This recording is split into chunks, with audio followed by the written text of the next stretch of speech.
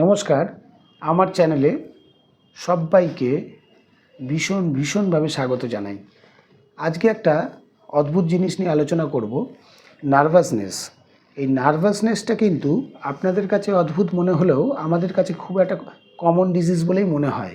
কারণ বেশ কিছু বাচ্চা, শিশু থেকে শুরু করে কলেজ গোয়িং বা ইয়াং জেনারেশন বা আরেকটু বড়ও যাদের আমরা পাই, এরম ধরনের অনেক পেশেন্ট পাই যাদের মধ্যে এই নার্ভাসনেস ভীষণভাবে কাজ করে। যেমন সে হয়তো ঠিকমতোভাবে কথা বলতে পারছে না, বা কারোর সঙ্গে সেই মতো মিশতে পারছে না, বা যখন তাকে কোনো স্টেজে পারফর্ম করতে হচ্ছে সেই সময় সে একটা হেজিটেশন বোধ করছে, সে ভালো করে কথা বলতে পারছে না, সে কোথাও যেন নিজেকে একটা হীনমন্যতায়ও ভোগে যে আমি ঠিকমতো কথা বলতে পারছি না, আমার এই অ্যাক্টিভিটিসটা নেই। তো এই ধরনের সমস্যা কিন্তু আজকাল প্রায় পাওয়া যাচ্ছে, যদিও এটাও কিন্তু নিউরো রিলেটেড একটা ব্যাপার, নিউরো সমস্যা একটা বলা যেতে পারে। এবং এই নার্ভাসনেস থেকে কিন্তু খুব সুন্দরভাবে আমরা রিকভারি করতে পারি হোমিওপ্যাথি চিকিৎসার দ্বারা। এবং হোমিওপ্যাথি চিকিৎসাতে আমি আগেও অনেকবার ভিডিওতে বলেছি যে এমন অনেক রোগ আছে বা এমন অনেক রোগ হয়তো আমরা পাইনি যা হোমিওপ্যাথিতে এখনও তার ওষুধ নেই। এরকম কোনো রোগ খুব কমই পাওয়া যায় যা হোমিওপ্যাথিতে ওষুধ নেই। হ্যাঁ, হতে পারে সেটা আমার দ্বারা হয়তো রিকভারি হলো না, বা আমি সেই রোগটা সারাতে পারলাম না, কিন্তু হোমিওপ্যাথি পারবে। হোমিওপ্যাথি পাশাপাশি বায়োকেমিকও পারবে। হোমিওপ্যাথি বায়োকেমিক উভয়ে কিন্তু লড়াই করলে অনেক ধরনের কঠিন রোগের হাত থেকে আমরা সহজেই মুক্ত হতে পারি। তাই নার্ভাসনেস নিয়ে কথা বলতে গেলে প্রথমেই যেটা বলতে হয় সেটা হচ্ছে আমাদেরকে একটু সচেতন হতে হবে। আমাদের বলতে যারা বাচ্চার গার্জিয়ান, যারা তার মা বাবা বা বাড়ির বড়রা যারা আছে, তারাও কিন্তু বাচ্চা যেহেতু সবার সঙ্গে মিশতে পারছে না, কথা বলতে পারছে না, বা যারা একটু ইয়াং আছে তারাও সবার সঙ্গে মিশতে পারছে না, এর কিন্তু একদম গোড়ায় যদি খোঁজ করা যায় তাহলে দেখা যাবে খুব ছোট বয়স থেকে আমরাই তাকে তৈরি করেছি সবার সঙ্গে মিশতে হবে না, বেশি বাইরে বেরোতে হবে না, আর কথায় কথায় আমরা বলেছি ইনফেকশন হয়ে যাবে। তা কোথাও হয়তো আমরা আমাদের ছোটোবেলাটা ভুলে গেছি। আমরা তো গাছে উঠেছি, পুকুরে সাঁতার কেটেছি, নদীতে কাদা মেখেছি, নদীতে ডুব দিয়েছি, রাত বেরাতে গঙ্গায় চান করে এসেছি। তখন কিন্তু আমাদের বাবা মারা আমাদেরকে এইভাবে গাইড করতেন না, বা এত রকমভাবে ভয়ও দেখাতেন না যে এসব করা যাবে না, তুমি ঘরের মধ্যে থাকো, বেশি মিশো না, বেশি খেলো না। এই যে আমরা ঘরের মধ্যে বদ্ধ হয়ে যাচ্ছি বা বাচ্চাদেরকে ঘরের মধ্যে বদ্ধ হতে সাহায্য করছি, এখান থেকে কিন্তু এই ব্যাপারটা তার মধ্যে কাজ করছে। এবং সে যখন আস্তে আস্তে বড় হচ্ছে, তাকে যখন স্কুলে বা অন্য কোথাও বলা হচ্ছে যে কোনো পারফরমেন্স করো বা একটা নাটক করো বা একটু অভিনয় করে দেখাও, সে কিন্তু নিজের মধ্যে কখনো ভাবছে যে আমি এটা করতে পারবো না। ছাড়াও বেশ কিছু সিমটম কিন্তু আমরা পাই নার্ভাসনেস দেখা দিলে। যে ধরনের সিমটমগুলো শরীরে দেখা দেয় সেটা হচ্ছে, সে পরীক্ষার আগেই সবসময় বাচ্চারাই বলে বা তার মায়েরা এসে আমাদেরকে বলে যে ওর ওই এক্সামের আগেই কিন্তু ওর একটু পেটের সমস্যা হয়, হ্যাঁ, নাহলে পেট খারাপ হয়ে যায়, লুজ মোশন হয়, হ্যাঁ, ও চুপ করে যায়, কথা বলে না। ও প্রচুর কনফিডেন্স আছে, প্রচুর পড়াশোনা করেছে, তারপরেও লিখতে গিয়ে কোথাও একটা ভুল করে ফেলে, হ্যাঁ, বা পরীক্ষার যখন খাতা বেরোয় তখন আমরা দেখি যে ওর সমস্ত জানা জিনিস কীভাবে ও ভুলে গেছে।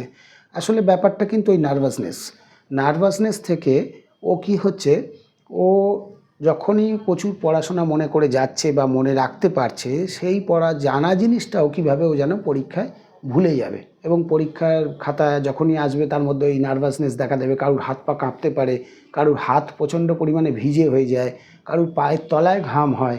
এই ধরনের জিনিসকে কিন্তু নার্ভাসনেস বলা হয়। এই নার্ভাসনেস কাটিয়ে উঠতে গেলে আপনাদের কিন্তু হোমিওপ্যাথি অথবা বায়োকেমিক চিকিৎসা শরণাপন্ন হতেই হবে। অনেক বাচ্চা আছে, রিসেন্ট আমি এই 7-8 দিন আগে একটি বাচ্চার সঙ্গে কথা বলছিলাম, তার বাবা ওকে নিয়ে এসেছিলো, আমার চেম্বারে নিয়ে এসেছিলেন। তো উনি বলছিলেন যে ও কিন্তু বাড়ি থেকে বেরোয় না, ওর কোনটা ভালো লাগে আজ অবধি আমরা জানতে পারিনি।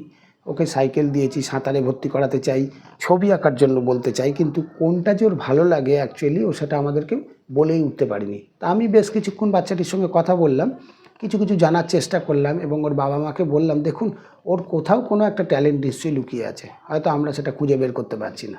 ওকে একটা নিউরোসাইকিয়াট্রিকের পরামর্শ নিন, এবং পাশাপাশি আমাদের অনেক মেডিসিন রয়েছে, সেই মেডিসিনগুলো আপনি যদি নিয়মিত খাওয়ান তাহলে কিন্তু এই সমস্যা থেকে তাকে রিকভারি করা যাবে। এবং পাশাপাশি সেই একই কথা তাকেও বলেছি যেটা আজকে ভিডিওয়ে আপনাদের বললাম, সেটা হচ্ছে আমাদের যারা বড়রা আছি বাড়িতে তাদের কিন্তু প্রচুর পরিমাণে উৎসাহ দিতে হবে বাচ্চাকে। বিভিন্ন মেলায় নিয়ে যেতে পারি, আমরা বিভিন্ন ভিড়ের মধ্যে বাচ্চাকে ছেড়ে দিতে পারি। আমরা যখন পার্কে কোথাও বিকেলবেলা বাচ্চাকে নিয়ে যাই, সেখানে তার হাতটা চেপে না ধরে রেখে তাকে মুক্তভাবে খেলতে দিতে পারি। এই সময় অনেক জায়গা আছে, এই শীতের সময় আমরা যদি একটু খোঁজ রাখি, সেখানে বিভিন্ন সায়েন্সের এক্সিবিশন হয়, সেখানে আমরা বাচ্চাদের নিয়ে যেতে পারি। আমরা পুষ্প মেলায় বাচ্চাদের নিয়ে যেতে পারি, বা অনেক কারিগরি মেলা হয় শীতকালে, সেই সব জায়গায় নিয়ে যেতে পারি। ওকে একটু মুক্ত বাতাসে ঘুরতে দেওয়ার সুযোগ দিতে হবে। বিভিন্ন জায়গায়ও যাতে প্রশ্ন করে, ও যাতে 10 জনের সঙ্গে কথা বলে, সেই সুযোগটা কিন্তু আমাদেরই করে দিতে হবে।